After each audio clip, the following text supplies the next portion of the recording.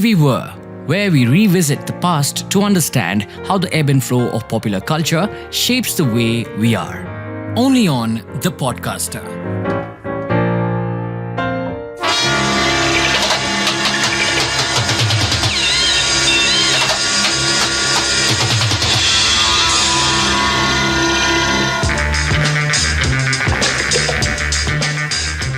Hi, this is Reema and you're listening to The Way We Were.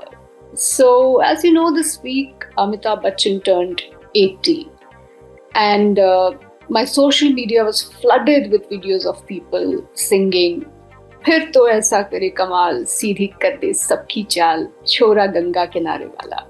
And I saw them dancing in the aisles during a special screening of Dawn. And I guess that these were possibly people who had never seen Dawn on the big screen and didn't perhaps know that cinema in the 70s and the 80s was a very special experience, and it was an Eastman color 70 or CinemaScope as the case may be. Cannot bear to miss a scene event. That's what it felt like. मैं आज भी फेंके हुए पैसे नहीं उठाता. And those who haven't watched Dawn, Trishul, Diwar, Kala Patthar or Sholay in a cinema hall will never know what it was like to be in the heart of an electrifying storm called Amitabh Bachchan. But I think he was not just the angry outsider, challenging entrenched power equations in a dockyard worker's blue shirt with Billa number 786. He wasn't just a coal miner in a knotted white shirt, surveying the world with a haunted gaze and bursting in absolutely perfect English to say, "This pain is my destiny." He was more. He was ours in a way that few other actors have been, if you think about it.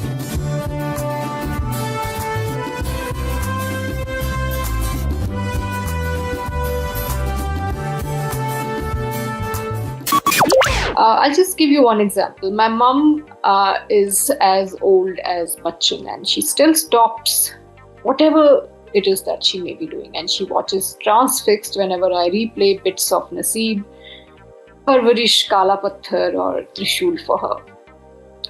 Her memory is fading, but she recognizes him always and always says the same thing. कितना अच्छा time था, फिल्में देखने में मजा नहीं आता. And then I can tell you about that friend who's not a Bachchan fan and lost her father and her partner of 20 years last year. And she still watches Suhag on the loop whenever she's tired of being brave. As for me, I remember how as a young girl, I burst into tears when a next door neighbor passed away.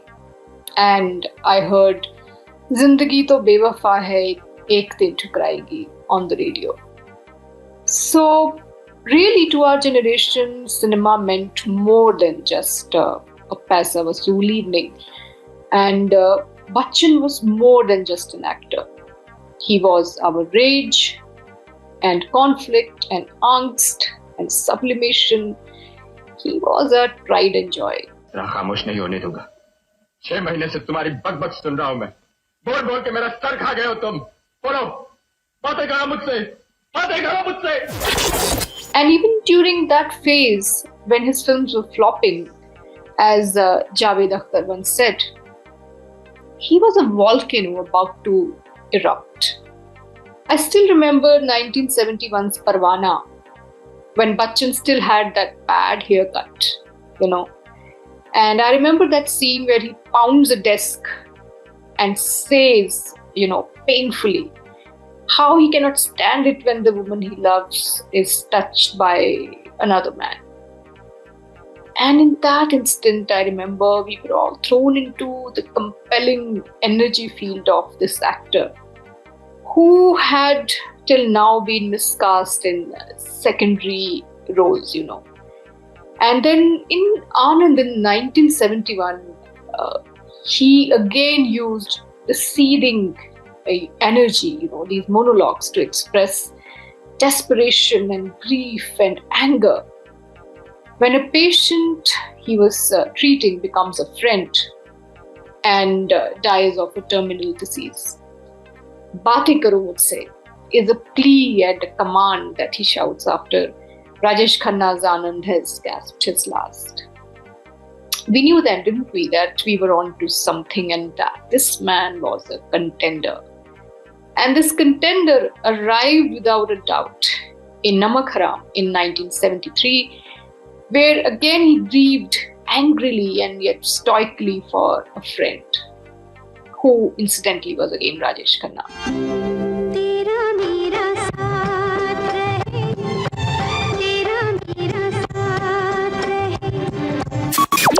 So Dhendu Roy's 1973 flop Saudagar also gave us a glimpse of the phenomena Amitabh Bachchan was meant to be.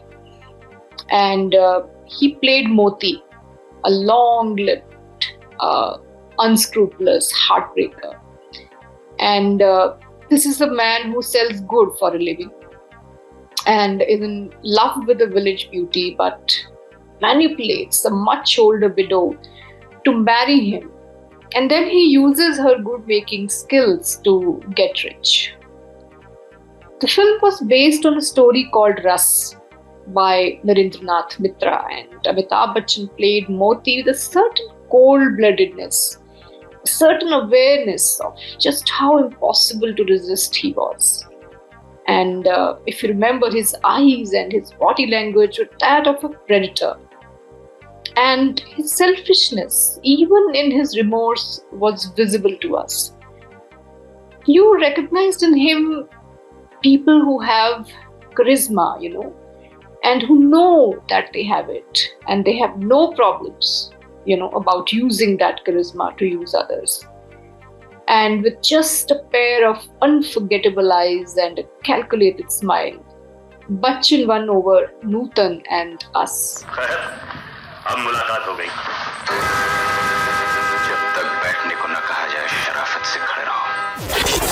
But his success was built primarily on the strength of his monologues, I think. And we became aware of his instinctive ability to feel a dialogue with his voice, his body and his soul. In that scene in Zanjeer, when he kicks a chair in the police station to show Pran just who calls the shots, or when he pulls Jaya Bhaduri in a morgue packed with dead kids run over by a truck. He never fumbled, and you never saw him stutter or lose a note or a beat or a moment, whether it was that final confrontation with God in Diwar, the poetry in Kabhi Kabhi and Silsila, his conversation with himself before that band-aided mirror in Amar Akbar Anthony, or his outburst in Trishul where he's in an office to make a deal with his Nachay's baap and snaps, मैं यहाँ 5 लाख का सौदा करने आया हूँ और मेरी जेब में एक फूटी कौड़ी भी नहीं है. And everybody whistled,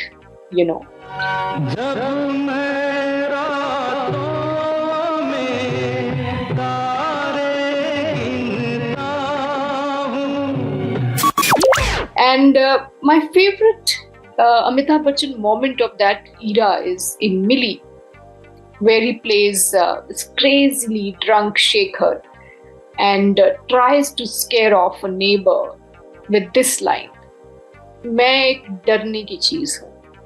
And then you know exactly when Millie falls in love with this messed up, self-destructive man. It is when he crumbles in her lap and says this killer line, बहुत दिनों बाद डांट खाई रे, मजा आ गया. Virtually every director who worked with Bachchan subsequently allowed him such moments, such eloquence. But he was also his brooding silences, his unspoken love for the shadowy widow in a lamp-lit balcony in Sholay. And he made us slowly and irrevocably fall in love with him. Watch him walk down the rain-filled streets of Mumbai in Basu Chatterjee's 1979 film Manzil. There's nothing much to remember about that film except this song. You know, the melody of R.D. Burman's Rim Jhim Gire Sawan, and then you see Bachchan flowing with the song, untutored like the rain and so believably in love. And my favorite bit is right at the end, when he's sitting on the bench with Maushmi Chatterjee and whispering something in her ear that we wish we could hear.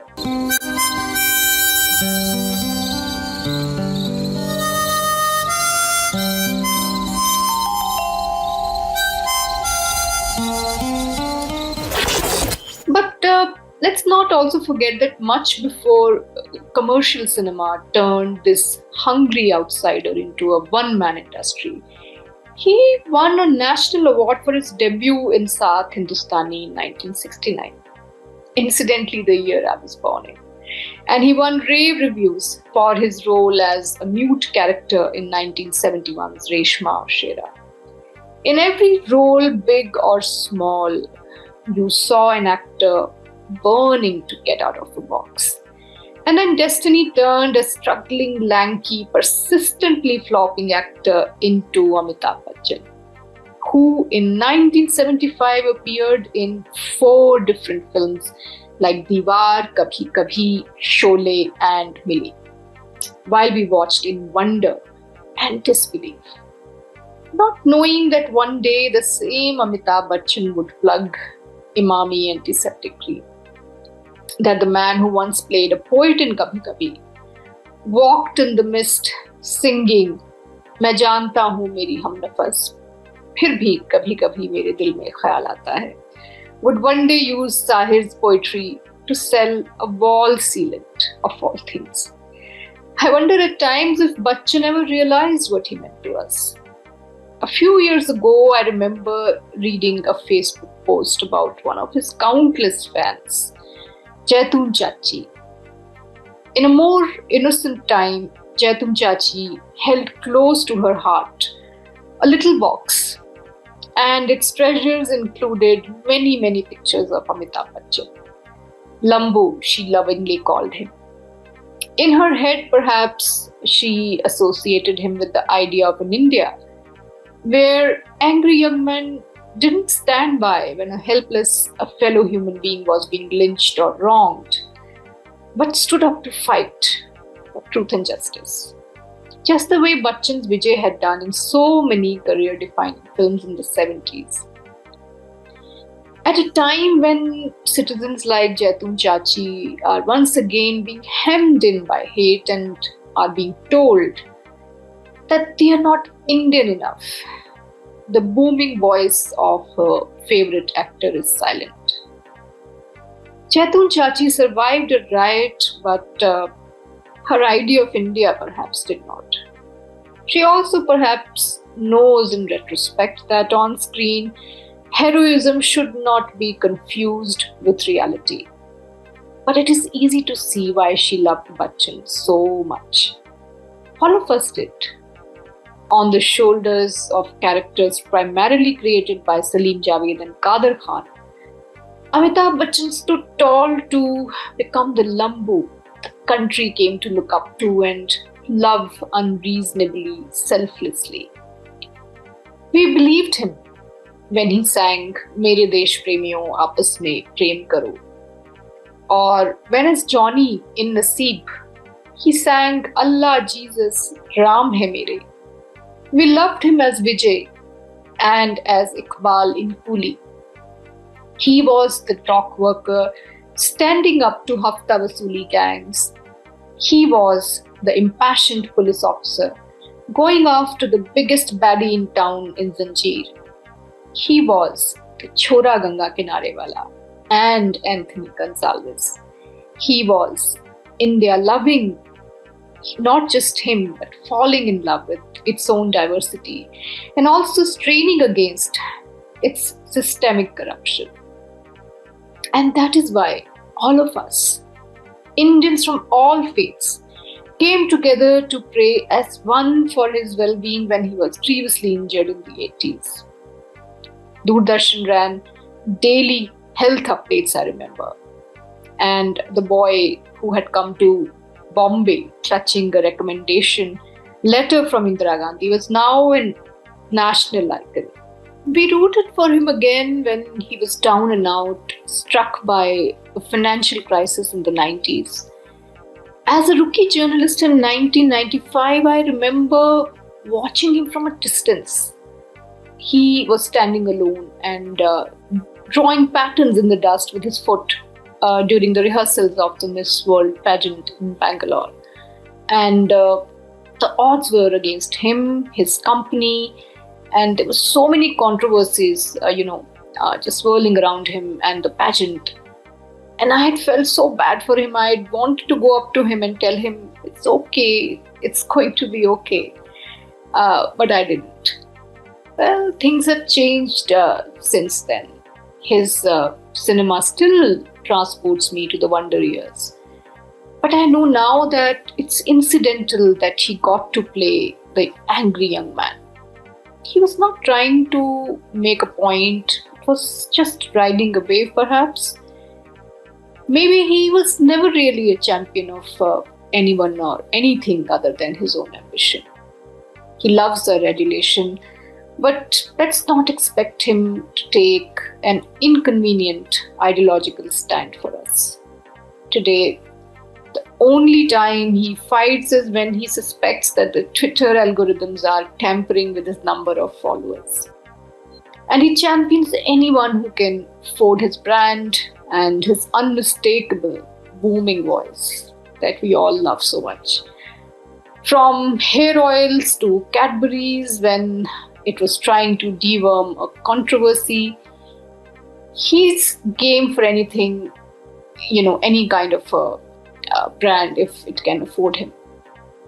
And he also raved over the pink effect of newly minted, currency a couple of years back, and also offered an uninformed take on planting more trees in your garden, rather than fighting for the last lung space left in Mumbai. And even endorsed the Prad-free status of UP, if you remember. I was told last year that Bachchan, the son of the man who had penned lines like Mandir Masjid Bhed Karate Mail Karati Madhushala, now doesn't say Shabba Khair in the closing segment of KBC. I really can't vouch for the last bit because I don't watch the show anymore. But when an actor who built his career playing the poster boy of anti-establishment resistance tweets fake news about how bacterial energies during Amavas can be dissipated by clapping, you realize once again that the season of discontent and dissent is truly over. Bachchan is still called a Yug Purush.